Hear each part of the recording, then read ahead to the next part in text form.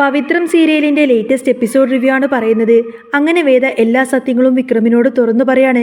Sreenivasan sir തന്നെയാണ് ഇതിന്റെ പിന്നിലെന്ന് വിക്രം അറിയുന്നതോടുകൂടി തന്നെ വിക്രം ആകെ ഞെട്ടിപ്പോവും. വിക്രമിന്റെ മനസ്സ് ഒരു കൊടുങ്കാറ്റിലകപ്പറ്റ തോണിയെപ്പോലെ ഉലയുന്നുണ്ടായിരുന്നു. താൻ ദൈവത്തെ പോലെ കണ്ടിരുന്ന, താൻ വഴികാട്ടിയായി കരുതിയിരുന്ന ശ്രീകാരം ശ്രീനിവാസനെ കുറിച്ചുള്ള വേദയുടെ വെളിപ്പെടുത്തലുകൾ വിക്രമിന് താങ്ങാവുന്നതിലും അപ്പുറമായിരുന്നു. വേദയുടെ കണ്ണുകളിൽ നിശ്ചയദാർഢ്യം ജ്വലിച്ചിരുന്നു. അവൾ വെറുതെ ആരോപണങ്ങൾ ഇങ്ങനെ ഉന്നയിക്കുകയായിരുന്നില്ല, മറിച്ച് അനിഷേധ്യമായ സത്യങ്ങളാണ് വിക്രമിന്റെ മുന്നിലേക്ക് ഓരോന്നോരോന്നായി നിരത്തിവെച്ചത്. വിക്രം, ഇനിയെങ്കിലും നിങ്ങളൊന്ന് കണ്ണു തുറന്ന് കാണണം. വേദയുടെ ശബ്ദത്തിൽ അപേക്ഷയും അതോടൊപ്പം തന്നെ ഗൗരവവും നിറഞ്ഞിരുന്നു. നിങ്ങളുടെ ഈ കുടുംബത്തെ, അച്ഛനെ, എന്തിനെ നിങ്ങളെ തന്നെയും ഇന്നത്തെ ഈ അവസ്ഥയിലേക്കാക്കിയത് മറ്റാരുമല്ല, അത് ശ്രീകാരം ശ്രീനിവാസൻ എന്ന ആ ഒരൊറ്റ മനുഷ്യനാണ്. വിക്രം അത് കേട്ട് ആകെ തരിച്ചുപോയി. അവൻ്റെ ചുണ്ടുകൾ വിറച്ചു. ഇല്ല, എനിക്കിത് വിശ്വസിക്കാൻ കഴിയുന്നില്ല വേദ. അദ്ദേഹം ഒരിക്കലും എനിക്ക് അവൻ്റെ വാക്കുകൾ അങ്ങനെ തൊണ്ടയിൽ കുരുങ്ങി. വേദ നേരെ വിക്രമിനരികിലേക്ക് നീങ്ങിയിരുന്നു.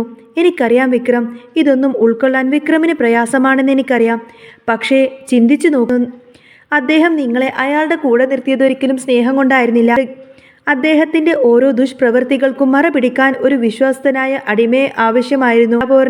നാളെ അയാൾക്കെതിരെ എന്തെങ്കിലും ഒരു കുറ്റാരോപണം വന്നാൽ നിയമത്തിന് മുൻപിൽ തല കുലിക്കേണ്ടി വരുന്നത് നിങ്ങൾ തന്നെയായിരിക്കും. അദ്ദേഹം നിങ്ങളെ കരുവാക്കുകയായിരുന്നു വിക്രം. വേദയുടെ വാക്കെല്ലാം കേൾക്കുന്ന സമയത്തിന് വിക്രമിൻ്റെ മനസ്സ് പണ്ട് നടന്ന പല കാര്യങ്ങളിലൂടെയും സഞ്ചരിച്ചു. ശ്രീനിവാസൻ സാറ് പറഞ്ഞ ഓരോ വാക്കുകളും, ചെയ്യിപ്പിച്ച ഓരോ കാര്യങ്ങളും ഇപ്പോൾ മറ്റൊരർത്ഥത്തിൽ അവൻ കാണാൻ തുടങ്ങി. വേദ തുടർന്നു. മയക്കുമരുന്ന് കേസ് നിങ്ങൾക്ക് ഓർമ്മയുണ്ടോ?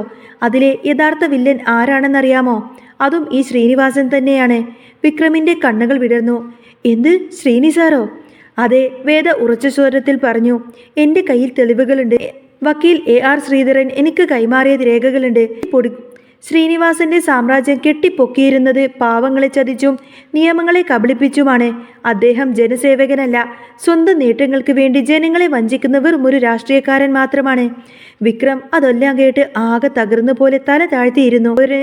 സ്വന്തം സഹോദരനെ പോലെ സ്നേഹിച്ച ഒരാൾ, താൻ ജീവൻ തുല്യം വിശ്വസിച്ച ഒരാൾ ഇത്രയും വലിയൊരു ചതിയനായിരുന്നോ?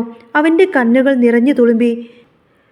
കാണാമറയത്തിരുന്ന് തൻ്റെ ജീവിതം വെച്ച് പന്താടുകയായിരുന്നു ശ്രീനിവാസൻ എന്ന് തിരിച്ചറിഞ്ഞ നിമിഷം വിക്രമിന് തന്നോട് തന്നെ വെറുപ്പ് തോന്നി തുടങ്ങി. വിക്രം, കരയരുത്, വേദ അവനെ ആശ്വസിപ്പിച്ചുകൊണ്ട് പറഞ്ഞു. സത്യം തിരിച്ചറിയാൻ ഇനിയും വൈകിയിട്ടില്ല. നാളെ നിങ്ങൾ ഓഫീസിലേക്ക് വരൂ. എല്ലാ തെളിവുകളും ഞാൻ നിങ്ങൾക്ക് കാണിച്ചു തരാം. ഇനിയെങ്കിലും നിങ്ങൾ അയാളുടെ കയ്യിലെ കളിപ്പാവയാവാതെ സ്വന്തം വ്യക്തിത്വം തിരിച്ചു പിടിക്കൂ. അവളുടെ വാക്കുകൾ വിക്രമിന് പുതിയൊരു ഊർജം തന്നെ നൽകി. അവൻ മറുപടിയൊന്നും പറഞ്ഞില്ലെങ്കിലും അവൻ്റെ മനസ്സിൽ വലിയൊരു മാറ്റത്തിൻ്റെ തിരയിളക്കം തുടങ്ങിയിരുന്നു. പിറ്റേന്ന് രാവിലെ സൂര്യൻ ഉദിച്ചുയർന്നത് വിക്രമിൻ്റെ ജീവിതത്തിലെ പുതിയൊരു അധ്യായം തുടക്കം കുറിച്ചുകൊണ്ടാണ്.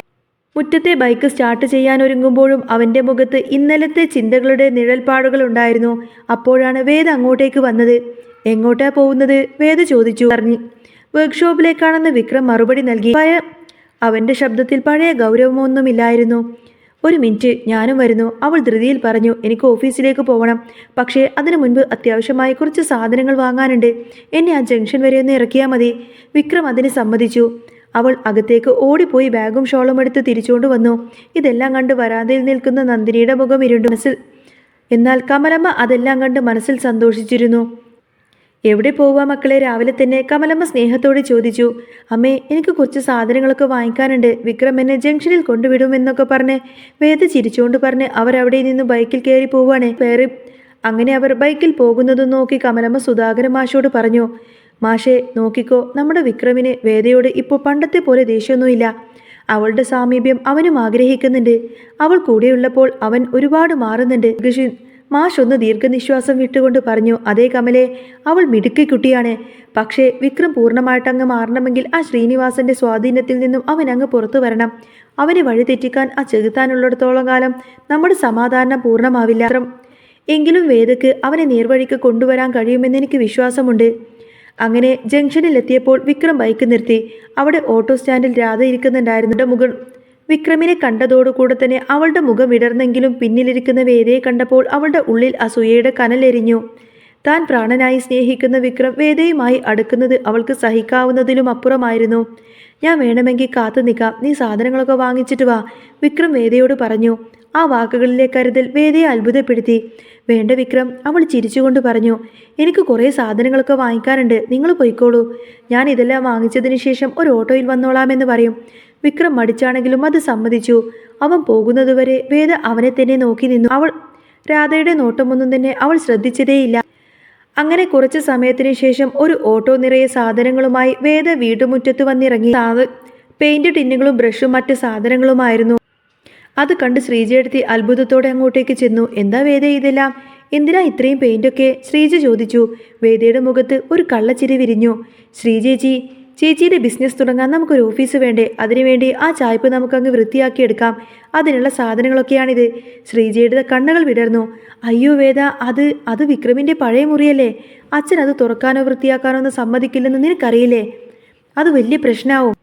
അന്നേരം വേദ ആത്മവിശ്വാസത്തോടെ പറയുന്നുണ്ട്. അതൊക്കെ ഞാൻ നോക്കിക്കോളാം ചേച്ചി. ചേച്ചിക്ക് ലോണ് ശരിയായില്ലേ? ഇനി പണികളൊക്കെ എത്രയും പെട്ടെന്ന് തന്നെ തുടങ്ങേണ്ടേ? സാധനങ്ങളൊക്കെ സൂക്ഷിക്കാനും മില്ലിൻ്റെ കാര്യങ്ങളൊക്കെ നോക്കാനും ഒക്കെയായി ഒരു സ്വസ്ഥമായൊരിടം വേണം. വീടിനുള്ളിൽ അതിനുള്ള സ്ഥലമൊന്നുമില്ല. ആ ചായ്പ് അവിടെ വെറുതെ പൊടി പിടിച്ചു കിടക്കല്ലേ? നമുക്കതങ്ങോട്ട് വൃത്തിയാക്കിയെടുക്കാം. ഇത് കേട്ട് നന്ദിനിയും അങ്ങോട്ടേക്ക് വന്നു. അവളുടെ മുഖത്ത് പരിഹാസവും ദേഷ്യവും ഒരുപോലെ തന്നെ നിറഞ്ഞു നിന്നിരുന്നു. ഓ, അപ്പോൾ പുതിയ പരിഷ്കാരങ്ങളൊക്കെ തുടങ്ങിയാണല്ലേ? ആ മുറിയിൽ തുടരുതെന്ന് അച്ഛൻ കർശനമായി പറഞ്ഞിട്ടുള്ളതാണ്. വിക്രമിനെ പോലും അവിടെയൊന്നും കയറ്റാറില്ല. പിന്നെയാണോ നീയ്? വെറുതെ അച്ഛനെ കൊണ്ട് ചീത്ത പറയിപ്പിക്കാനായി ഇങ്ങനെ ഓരോന്ന് ചെയ്തു കൂട്ടിക്കോളൂ.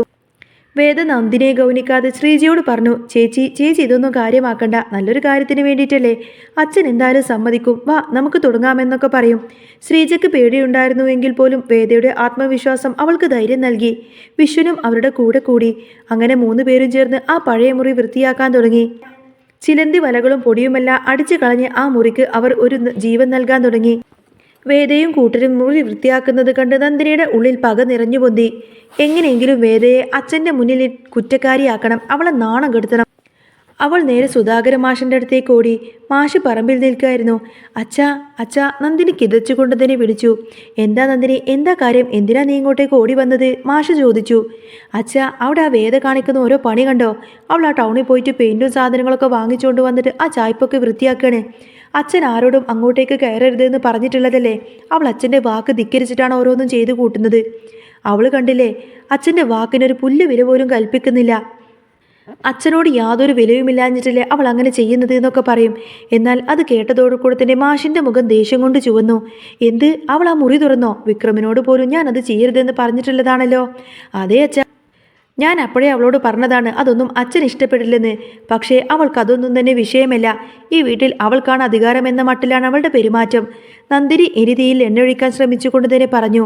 അതും കൂടെ കേട്ടതോടുകൂടി തന്നെ സുധാകര മാഷിന് നല്ലങ്ങ് ദേഷ്യം വന്നു. മാഷ് വീടിന് നേരെ നടന്നു. നന്ദിനി ഉള്ളിൽ ചിരിക്കായിരുന്നു. ഇന്ന് വേദയുടെ കാര്യം ഒരു തീരുമാനമാവും. അച്ഛൻ ഇന്ന് അവളെ ഈ വീട്ടിൽ നിന്നും ഇറക്കി വിടാമെന്നൊക്കെ ചിന്തിച്ചുകൊണ്ട് തന്നെ നന്ദിനി ഭയങ്കര സന്തോഷത്തിൽ ഓരോ കാര്യങ്ങളൊക്കെ കണക്കൂട്ടാൻ തുടങ്ങി. മാഷ് എത്തുമ്പോൾ വേദയും ശ്രീജയും വിശ്വനും ചേർന്ന് മുറി വൃത്തിയാക്കുന്ന തിരക്കിലായിരുന്നു. മാഷിൻ്റെ ശബ്ദം അവിടെ മുഴങ്ങി. ആരാണ് ഇവരോട് ഇങ്ങനെയൊക്കെ ചെയ്യാൻ പറഞ്ഞത്? ആരാണ് ഈ മുറി തുറന്നത്? മാഷിൻ്റെ ചോദ്യം കേട്ടതോടുകൂടെ തന്നെ എല്ലാവരും ഞെട്ടിത്തെറിച്ച് തിരിഞ്ഞു നോക്കി. ശ്രീജേട്ടത്തി പേടിച്ച് വിറച്ച് നിന്നു. വിശ്വനാണെങ്കിൽ തല താഴ്ത്തി നിന്നു. പക്ഷേ വേദ ഭയപ്പെട്ടില്ല. അവൾ മാഷിൻ്റെ അടുത്തേക്ക് ചെന്നു. ഞാനാണച്ചാ, അവൾ ശാന്തമായി പറഞ്ഞു. ഞാനാണ് പെയിൻറ് വാങ്ങിച്ചത്. ഞാൻ തന്നെയാണ് ഈ മുറി തുറന്നത്. ഇതൊക്കെ ഒന്ന് വൃത്തിയാക്കാമെന്ന് വിചാരിച്ചു. എന്തിന്? മാഷ് ദേഷ്യപ്പെട്ട് ചോദിച്ചു. നിനക്കറിയില്ലേ ഈ മുറി ഇങ്ങനെ കിടക്കണമെന്ന് എൻ്റെ നിർബന്ധമാണെന്ന്? എൻ്റെ വാക്കിനെന്താ ഈ വീട്ടിലൊരു വിലയുമില്ലേ? മാഷിൻ്റെ ചോദ്യം കേട്ട് വേദ വിനയത്തോടെ മറുപടി നൽകി. അച്ഛൻ എന്നോട് ക്ഷമിക്കണം. അച്ഛനെ ധിക്കരിക്കാൻ വേണ്ടിയിട്ടൊന്നുമല്ല ഞാനിത് ചെയ്തത്. ഒരു നല്ല കാര്യത്തിന് വേണ്ടിയിട്ടാണ്. എന്ത് നല്ല കാര്യം? മാഷ് ചോദിച്ചു. ശ്രീചേച്ചിക്ക് സ്വന്തമായിട്ടൊരു വരുമാനം ഉണ്ടാകണമെന്ന് നമ്മളെല്ലാവരും ആഗ്രഹിക്കുന്നില്ലേ? ചേച്ചിയുടെ ആ സംരംഭത്തിന് ലോണ് ശരിയായിട്ടുണ്ട്. ഇനി സാധനങ്ങളെല്ലാം തന്നെ സൂക്ഷിക്കാനും കച്ചവടം നടത്താനും ഒരിടം വേണം. വീടിനുള്ളിൽ അതിന് സൗകര്യമില്ല. ഈ മുറി വെറുതെ അങ്ങ് നശിച്ചു പോകുന്നതിനേക്കാൾ നല്ലതല്ലേ അത് ശ്രീചേച്ചിയുടെ ജീവിതത്തിന് ഒരു വെളിച്ചമാവുകയാണെങ്കിൽ? ചേച്ചി ഇവിടെ ഇരുന്ന് ജോലി ചെയ്യുമ്പോൾ അച്ഛനും അമ്മക്കും അത് കാണുമ്പോൾ സന്തോഷമേ ഉണ്ടാവുള്ളൂ. വേദയുടെ വാക്കുകളിൽ സത്യസന്ധതയുണ്ടായിരുന്നു. മാഷ് ശ്രീജയുടെ മുഖത്തേക്ക് നോക്കി. അവളുടെ കണ്ണുകളിൽ പ്രതീക്ഷയും പേടിയും ഒരുപോലെ തന്നെ ഉണ്ടായിരുന്നു. പിന്നെ അദ്ദേഹം ആ മുറിയിലേക്ക് നോക്കി. പൊടി പിടിച്ച് കിടക്കുന്ന മുറിയെല്ലാം തന്നെ വൃത്തിയായി വരുന്നു. മാഷിൻ്റെ ദേഷ്യം പതുക്കെ അലിഞ്ഞുപോയി. വേദ പറഞ്ഞതിൽ കാര്യമുണ്ട്. പഴയ വാശികൾക്കും ഓർമ്മകൾക്കും മുകളിൽ മക്കളുടെ ഭാവിയാണ് പ്രധാനമെന്ന കാര്യം അദ്ദേഹം തിരിച്ചറിഞ്ഞ ഒരു നിമിഷത്തെ മൗനത്തിന് ശേഷം മാഷ് പറഞ്ഞു, ശരി, ഒരു നല്ല കാര്യത്തിനല്ലേ, ആയിക്കോട്ടെ, ഞാനായിട്ട് എതിർക്കുന്നില്ല. അത് കേട്ട് നന്ദിനി കിളി പോയതുപോലെയായി. അവൾ അവിശ്വസനീയതയോടെ തന്നെ മാഷിനെ നോക്കി. കമലമ്മയും ശ്രീജയും വിശ്വന്റെയും മുഖത്ത് സന്തോഷം അലയടിച്ചു. വേദയുടെ മുഖത്ത് വിജയത്തിന്റെ തിളക്കമുണ്ടായിരുന്നില്ല, മറിച്ച് കൃതജ്ഞതയായിരുന്നു ഉണ്ടായിരുന്നത്. നന്ദി അച്ഛാ, വേദ പറഞ്ഞു. മാഷ് ഒന്നും മിണ്ടാതെ തിരിഞ്ഞു നടന്നു. നന്ദിനി നാണം കെട്ട അവസ്ഥയിലായി.